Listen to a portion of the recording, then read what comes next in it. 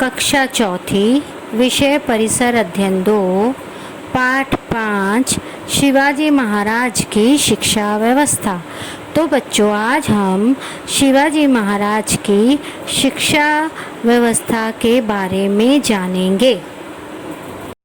बच्चों, शहाजी राजे जो कि शिवाजी महाराज के पिताजी थे, वे संस्कृत के प्रकांड पंडित थे। उन्होंने अनेक भाषाओं के पंडितों और कलाकारों को अपने दरबार में आश्रय दिया था। शिवाजी महाराज के लिए उन्होंने विद्वान शिक्षकों की नियुक्ति की थी। उन्होंने शिवाजी महाराज को घुड़सवारी करना, कुश्ती लड़ना, गतका फरी घुमाना, तलवार चलाना आदि कलाएं सिखाना आरंभ किया। इस तरह 12 वर्ष की आयु में शिवाजी महाराज विभिन्न कलाओं और विद्याओं से परिचित हो गए थे। उत्तम राज्य और प्रशासन कैसा हो, शत्रु से युद्ध कैसे करें, किले कैसे बांधें, हाथी और घोड़ों की परख कैसे करें, शत्रुओं के दुर्गम इलाकों में से खिसक कर कैसे निकलें, जैसे अनेक विद्याओं से शिवाजी महाराज अवगत हुए थे। वीर माता जीजाबाई की शिवाजी महाराज को सीख। जीजाबाई स्वाभिमानी तथा स्वतंत्रता प्रिय थी। मराठा सरदार चाहे जितना बड़ा पराक्रम दिखाएं, फिर भी सुल्तानों के दरबार में उसे कोई महत्व नहीं मिलता था। इस बात का उन्हें बुरा अनुभव था। भरे दरबार में निजाम शाह ने उनके पिता की हत्या की थी। यह दुख भी उन्होंने सहन कर लिया था।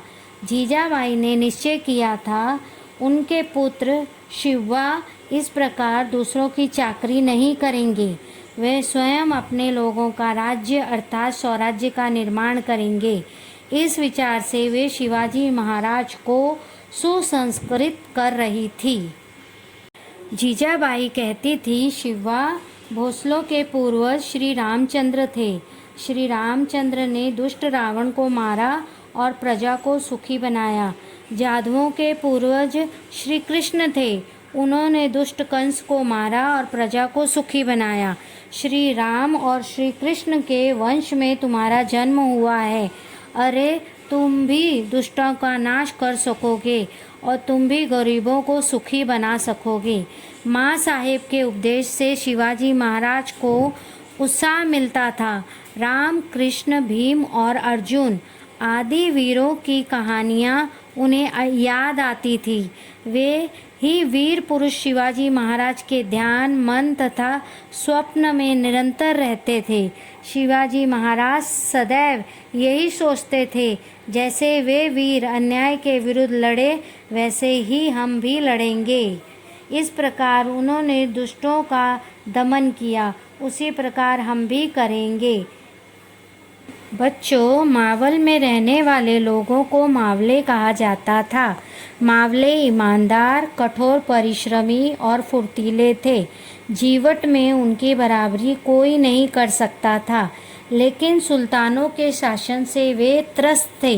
सुल्तानों की सेना गांवों को लूटती थी, फलस्वरूप प्रजा को दर दर भटकना पड़ता था। उनका कोई रखवाला नहीं था। शिवाजी महाराज सोचते थे कि ऐसे दुखी और पीड़ित लोगों के लिए कुछ करना चाहिए। शिवाजी महाराज की नई शासन व्यवस्था। अब पुणे की जागीर में जीजाबाई के मार्गदर्शन में शिवाजी महाराज का नया शासन प्रारंभ हो गया।